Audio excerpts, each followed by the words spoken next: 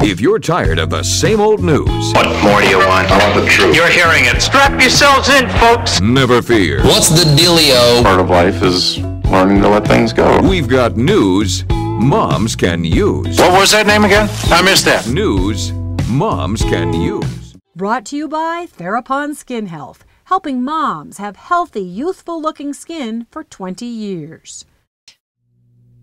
Okay, this is News Moms Can Use, and we at Channel Mom pick our stories based on what we think moms want or need to hear. Stories gathered in the past week we've got for you right now. Okay, if you've got kids, this story will cause you to think. When a 3-year-old boy in a wheelchair is forced to be searched at the airport, has airport security gone too far? That's the question this week. After a 3-year-old youngster in a cast and a wheelchair was stopped by the Transportation Security Administration at Chicago's O'Hare Airport, the little guy was reportedly on his way to Disney with his parents, 2 siblings, and grandparents before he was traumatized by this search. A video, which appears to be shot by the boy's father, shows the 3-year-old boy confused. I watched it just today. He was nervous and kind of squirming to get out of his wheelchair. He appeared to be holding back tears and said he just wanted to go by his mama. But according to comments in the video, nobody in the family was allowed to touch the child or come near him during much of that process. However, his dad was asked to come over to lift up the boy's shirt. Before manually screening the boy, a TSA agent did try to calm him by asking what sorts of things the little boy liked. The same video, by the way, also shows a senior citizen with a cane being pulled over into the same screening area as the young boy. According to a report, this child is not the youngest to have received the TSA treatment. In May 2011, a baby was patted down at the Kansas City airport. Before that, a YouTube video showed a 6-year-old girl getting patted down in New Orleans.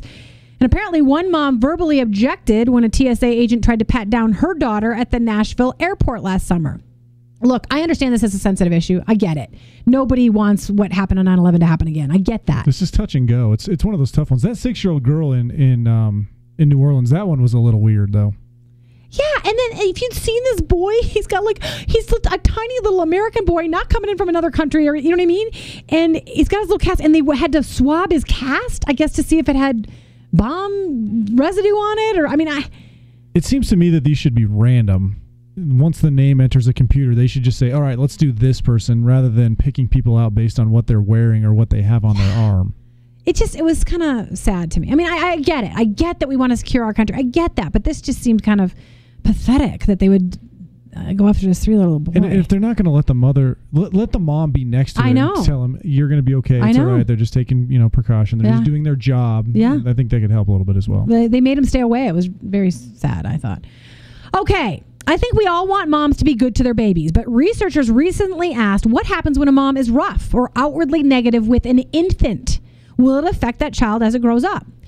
Well, the latest research is giving us an answer. Negative mothering in early infancy seems to set up a behavior trend of persistent and mutual hostility between the mother and child in the toddler years, and then affects that child's behavior as they grow older.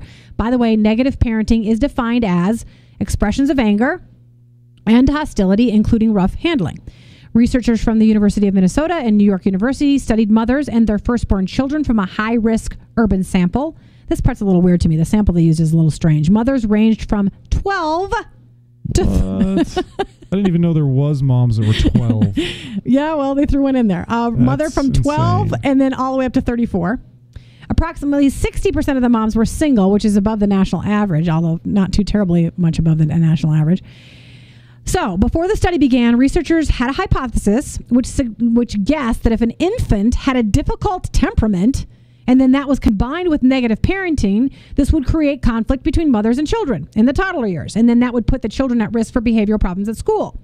But the study found that negative parenting in early infancy mattered much more, I guess, than what the baby's temperament was like. And that, by the way, negative parenting later in the child's life didn't seem to make that much of a difference. It was really in the infant stages that it made the biggest impact. At least that's what the study suggested. Nature versus nurture. Yeah. Yeah. Well, explain. They're saying they were anticipating that maybe the baby would have a negative, colicky or something. I think the old nature versus nurture is, are we born evil or are we taught to be evil? Yes. That's kind of the same thing, and it starts early. It starts very early. Impressionable, yeah. True, but I was kind of interested and actually kind of relieved for the days that I may have, raised my voice at my teenager, that apparently in later it doesn't matter that much, as much. Which is a little bit surprising as well. Yeah, it's interesting though. Okay, Where else am I in the story? When moms parented their infants negatively, the children showed high levels of anger as toddlers, which then caused more hostility from the mom. So then it's a vicious cycle. Study findings could be used to develop interventions that target negative parenting as early as 3 months to help prevent later behavior problems in school-age children. The little thing that worries me about that is, are we now going to invite yet another program to go in and invade the family and tell them how to parent? And that worries me a little. Now, obviously, some of these parents needed some help. But right. Maybe the 12-year-old should have been yelled at once or twice. She wouldn't have had a baby at 12. Oh, right. Right. Maybe they were a little too permissive in that house. Yeah, exactly. Okay, what's our time, Josh? Do we have a couple more minutes for this? Absolutely. Okay. All right. This story just makes me sad. It just, I'm not going to cry, I promise, but this story was almost unbelievable to me. The parents of a 4-year-old Oregon girl, Oregon, how do you say that? Oregonian? People say it all differently. The parents of a 4-year-old girl from Oregon with Down syndrome were recently awarded $2.9 million after doctors misdiagnosed their daughter in a prenatal screening as not having the Down syndrome condition. Ariel and Deborah Levy of Portland, Oregon, filed a wrongful birth lawsuit against Legacy Health System, claiming that they, the parents, would have terminated the pregnancy had they known they would have had a special needs child. The Levies said doctors were negligent in their performance analysis and reporting of test results after the child was born as well. Now, according to a report from KATU-TV, the couple's attorney claims that, quote, these parents who love this little girl very, very much, their mission since the beginning was to provide for her, and that's what this is all about. The $2.9 million will cover the estimated extra lifetime cost of caring for someone with Down syndrome. So in court, or apparently in the filing, Josh, they admitted that they would have terminated the pregnancy had they told him. That's tough because I have a Down syndrome cousin. He's the coolest little kid ever. Exactly. So why would you say that after it's there and they're in front of you and you're loving them? That's true. That's a tough one. And I'll tell you what, I have plenty of friends raising Down syndrome kids who, by the way, are some of the sweetest people on the planet.